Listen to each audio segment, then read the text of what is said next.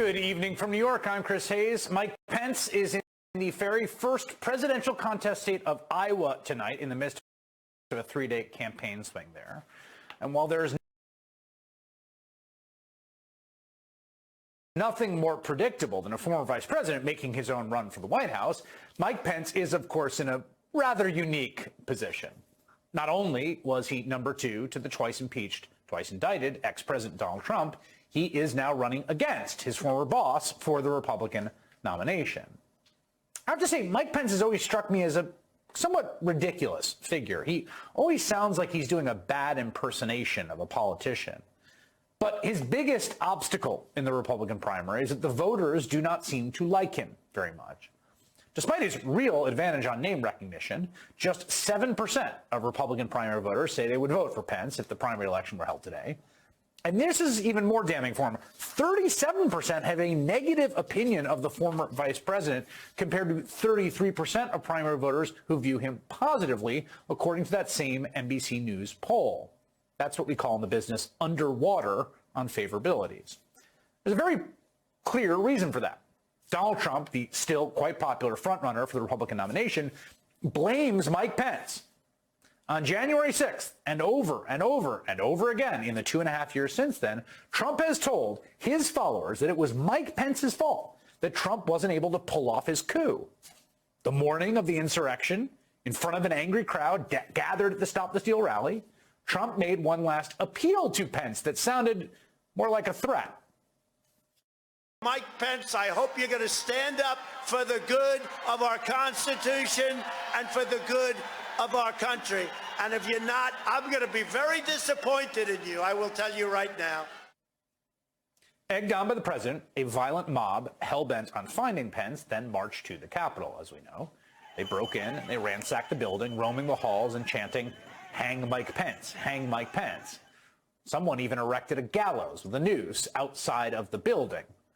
As the danger became apparent and imminent, the Secret Service evacuated the vice president from the Senate chamber, where he was presiding over the election certification proceedings. They eventually moved Pence to an underground parking garage beneath the Capitol, where he learned that Donald Trump was attacking him on Twitter.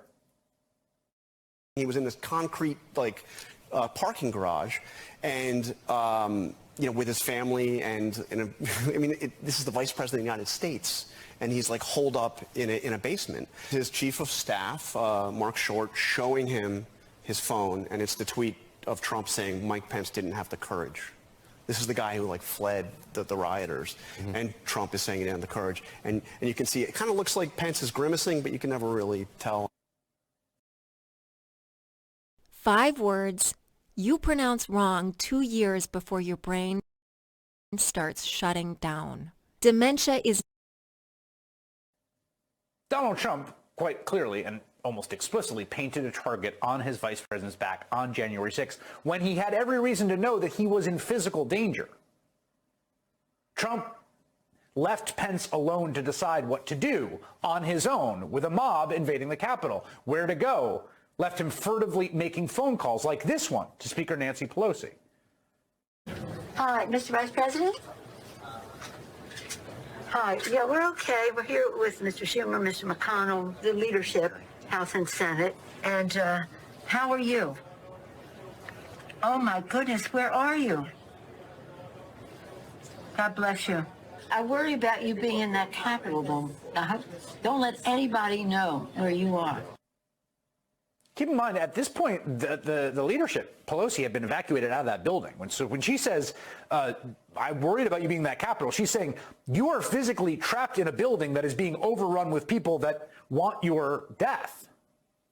Donald Trump sicked the mob on his own vice president. He left him to the wolves, and he still blames Mike Pence for not doing his bidding that day. And so even now, a big contingent of diehard Trump supporters think that Mike Pence is a traitor, even though he's the opposite in the sense that he actually fulfilled his constitutional duty on January 6th. And the Republican voters who want to move past Donald Trump, well, they don't like the fact that Pence was a toady on pretty much every other day of his entire term. And that leaves Pence pretty much stuck with just 7% support. But ambition makes people do amazing things, doesn't it? crisscrossing the state of Iowa, trying to convince people the mob calling for your death had it all wrong. And that's really the task the former vice president set for himself yesterday in Sioux City, Iowa. It's a small campaign event, sort of typical thing at a pizza ranch, a meet and greet with the county Republican Party. And to be clear, and this is important, this was a room full of rank and file Iowa Republican caucus goers who came to see and speak to Pence. It was not some rowdy MAGA crowd at a Trump rally. But as you will hear in this clip, one voter did ask about his role on January 6th, as Donald Trump would describe it. And based on the reaction in the room as Pence answered, the crowd sure seemed pretty skeptical of the broadly true story Pence told. If it wasn't for your vote, we would not have Joe Biden in the White House. Right. Joe Biden shouldn't be there. And all those wonderful things that you and Trump were doing together would be continuing, and this country would be on the right path. Do you ever second guess yourself? That was a constitutional right that you had to send those votes back to the states. It was not like you were going to personally elect him. We all know by the number of votes that were there who won that election.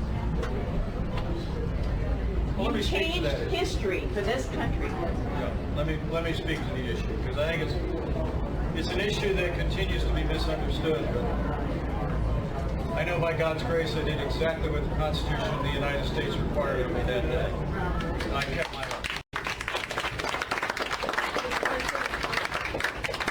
But let me be very respectful of the question and tell you, look, states conduct our elections.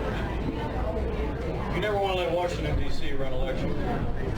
You certainly would never want one person in Washington, D.C. to decide who the President of the United States is. You weren't deciding. You were just sending it back to the states. Ma'am, let me explain it to you. States conduct elections. Iowa, where I live in Indiana. And after there were questions in a half a dozen or so states, we had reviews of the results, 60 different lawsuits that went to the courts where there are questions. There's two ways that they're reviewed. Number one is you take those issues to the legal process in the state for recount. Okay? Secondly, you take them to the courts, which we did very aggressively. Now, there were voting irregularities that took place. You had a half a dozen states that changed the rules in the name of COVID, but the courts upheld those changes in virtually every instance, and in every instance where they would have had any impact whatsoever. At the end of the day, when Iowa certified your results and sent them to Washington, D.C., when Indiana certified our results, the Constitution of the United States, in Article 2, says the job of the Vice President is to serve as the presiding officer in a joint session where you open and count the votes. Don't take my word for it. Go read the Constitution. Not really. I say this with great affection and respect. The Constitution is very clear. My job was to oversee the session of Congress where objections could be heard. And I made sure that objections would be recognized. So we would hear whatever evidence or whatever debate there was. But the Constitution says you open and count the votes, no more, no less. The Constitution affords no authority for the Vice President or anyone else to reject votes or return votes to the states. Never been done before, should never be done in the future. I'm sorry, ma'am, but that's actually what the Constitution says. No Vice President in American history ever asserted the authority that you have been convinced that I had. And I want to tell you, with all due respect, I said before, I said when I announced President Trump was wrong about my authority that day, and he's still wrong. I believe it with all my heart. I mean, it's not a huge bit of applause, not a rising crescendo. There's some claps. Imagine having to do that at every campaign stop. It's a remarkable clip. I mean, for a whole bunch of reasons, but just to name a few. First of all, what stands out, again, I never thought Mike Pence was a particularly impressive politician, but after so many years following Donald Trump, it is just surprising, almost bracing, to just hear a politician attempt to persuade people with a series of sequential arguments by drawing on facts, making a kind of persuasive point.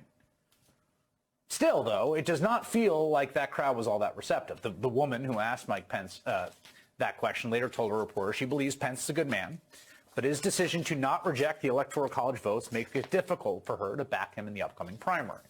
Quote, I really do feel like he altered history.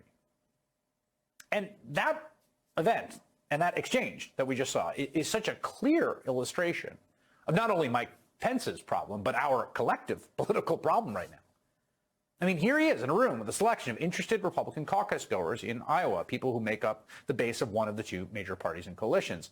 And he cannot get them to buy his explanation for why undoing the entire American constitutional order was not the right thing to do.